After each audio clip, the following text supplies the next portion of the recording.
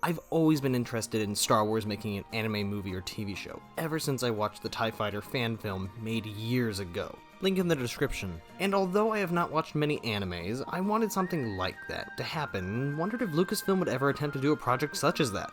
I mean, George Lucas himself back in the early 2000s mentioned his interest in the anime aesthetic. The thing that attracted me to it, it has a slight anime feel to it, and I'm very interested in anime, and I was really interested in moving into a kind of animation that was very different from anything we'd done in the past.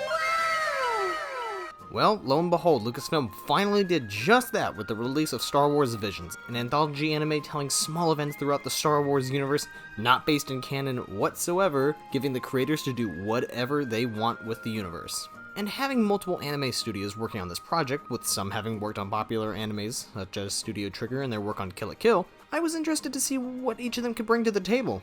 And I've gotta say, if there's one thing that these stories succeed in, it's making themselves different from one another, both stylistically and story-wise. For the most part. Now, with all the stories having nothing to do with one another besides being in the Star Wars universe and being non-canon, anything can happen in them. And I'm gonna be reviewing them individually since each is basically their own unique story, while also ranking them from worst to best, and maybe piss off some Star Wars fans since not many of them know what the word subjective means. But anyways, let's get into it. Number 9 is going to be Tatooine Rhapsody. This one is the one that everyone seems to hate at the moment, and personally, I don't hate this one. It's just meh. The art style is fun and cute, with it being rounded, kind of reminded me of the new Pokemon anime. It has the most distinct story out of the lot, with it not focusing on Jedi and Kyber crystals like all the other ones. I liked how they got Tamura Morrison to voice Boba Fett. That was cool. And he had my favorite clip out of the whole show. I don't care that it's dumb and stupid. I love this. It's cute. But besides that, this one doesn't exactly do much to impress me. Also, this one and Twin Suns kinda show how the English voice acting could be pretty weak at times. And I watched this series in English, so let me know how the Japanese dub is. Number 8, TOB1. Again, like Tatooine Bohemian Rhapsody, this one has a cute art style with it looking like chalk drawings. It felt fun and focused on a robot boy wanting to become a Jedi.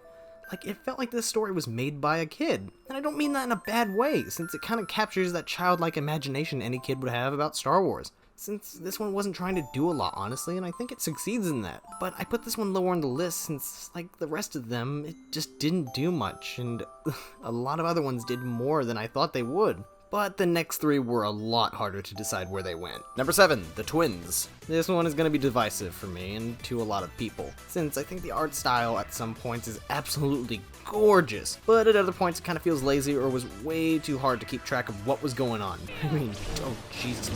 Okay, I don't know where the person is, they blended him with the background.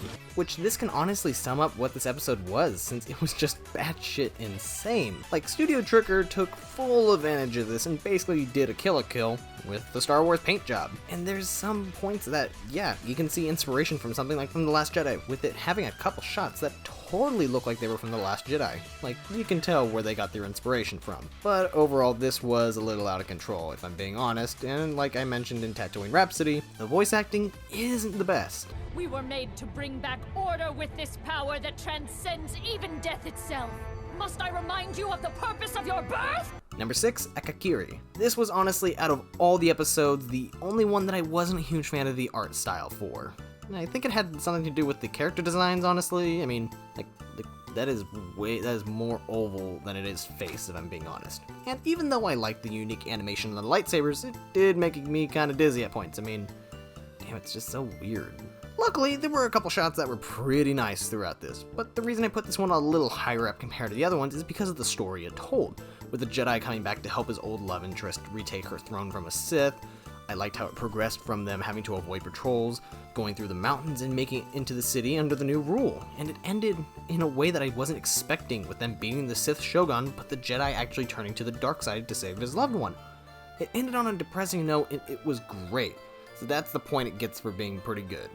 Number 5, The Village Bride. I don't have much to say about the art style this time. It's alright and serviceable. The bright colors used, however, are very nice to look at, and it helps make everything blend together so well. I did think it was a bit of an odd choice to make the battle droids 3D, since it's 2D animated and they just felt kind of out of place. That wasn't really that big of a deal. I did like the story and how this one was slow and it didn't really rush any details, and it was super simple. Like, it fleshed out the relationship between this village tribe and their Force-like connection to the planet. Also, even though none of this show is canon at all, I do like how it talks about how the Battle Droid armies, after being shut down, were basically taken over by a bunch of warlords that reactivated them, and then went out going and taking over villages and stuff. It was a neat touch, but overall, I thought it was decent. Okay, now I'm getting into the really good ones. Like, out of the whole show, these next 4 are the ones I will be rewatching over and over again for both entertainment value and because I legitimately love them. So I've pretty much got nothing but good things to say about these ones. Number 4, La Pinocho. I was the most surprised by this one. Like, when I saw the trailer and looked at the poster for the show, it was off-putting. And I would probably nail it down to the main character bunny, Lop, who was giving me major furry vibes, which isn't exactly my cup of tea. So I kind of dreaded getting into this one. And holy crap, I was taken off guard. The animation, first off, was probably my personal favorite out of the bunch, with it seeming like it was hand-drawn, with some shots just being absolutely breathtaking. Also, compared to most of the other ones, I noticed how it seemed a bit more film grainy. Like, it looked like it was from an early 2000s anime, and I loved it. Like, it wasn't so clean and digitally animated like a lot of the other ones were. It looked more real, honestly, if that makes any sense. The story as well was surprisingly good with a couple of catches. Although the relationship between Lop and her new family was a bit rushed at the beginning, I enjoyed seeing the decline between the sisters and how it sets up the main conflict for the story, with Lop's sister who gets a little too evil towards the end, if I'm being real. Like, damn, she's so evil she's gonna use blood for makeup instead? I mean, it's like a little too hardcore if I'm being honest, like, that's not how that works. The message in this about how you don't need to be blood related to be family was such a sweet message to have and watch, and how it made me feel for Lop, honestly. It makes me despise The Rise of Skywalker just a little bit more with how poorly done that message was in that film. Number 3, The Elder. This was probably the most mysterious and minimalistic episode out of the bunch, dealing with the Jedi Knight and his Padawan going to investigate disturbance in the Force and ending up having to deal with an ex-Sith hellbent on finding a worthy opponent for him. The animation here was lovely to watch, with the detailed expressions on the characters, and probably having my second favorite duel in this show, taking a bit from the original trilogy fights and just keeping them simple, but not going overboard with them like the prequels or doing so little with them like the sequels. I just loved how simple this episode was and how there wasn't much in it, with it pretty much just being a long build up to the duel and then with a satisfying fight to finish it off. Even the message at the end of the episode about how no matter how powerful you are, age will catch up with you, I thought it was just great. Number 2, The Duel. This was not the one I was expecting to be shown first in the season, but damn, it makes one hell of a first impression. Not only being the most stylistically distinct from the series with it having black and white, but also being the most familiar to the other Star Wars series. And what I mean by that is that this one clearly takes a lot of inspiration from Seven Samurai, which was one of the inspirations for the original movie. Plus, this is like the third time I can remember when there was a Star Wars TV show that had to deal with a bunch of people having to defend their village or something, so there was that. Anyways, the animation was phenomenal, and it was unique with everything black and white except for the lasers and the action. It was wonderful, and the action, although it was simple, it hit hard and strong. I mean, there wasn't any crazy flips going on, and god, it basically took place on 2 guys on a log going down a river. Didn't take place in some throne room with fire everywhere. Didn't take place on a lava planet with people trying to jump everywhere and one-up and kill the other people. It wasn't in some weird purple laser show or something like that with people doing flips and stuff. It was nice and simple, but it had the best fight in the show to me. It was awesome. And number 1, The Ninth Jedi. Out of all the episodes, this one right here is the one that felt like an actual long narrative, with small, barely mentioned named characters that you kind of feel for, an interesting setup with all these Jedi waiting to get their lightsabers and rebuild the Order, having some terrific action to boot with them, all feeling different and a pretty interesting twist at the end I was not seeing coming. I just really appreciate how much they were able to get into the length of only 23 minutes. Also, I want to quickly put how there's no unnecessary twirls in this fight. I mean, like, look at this. Like all the other movies do that where it just opens your backside out to attack. I mean, like, look at that. Why?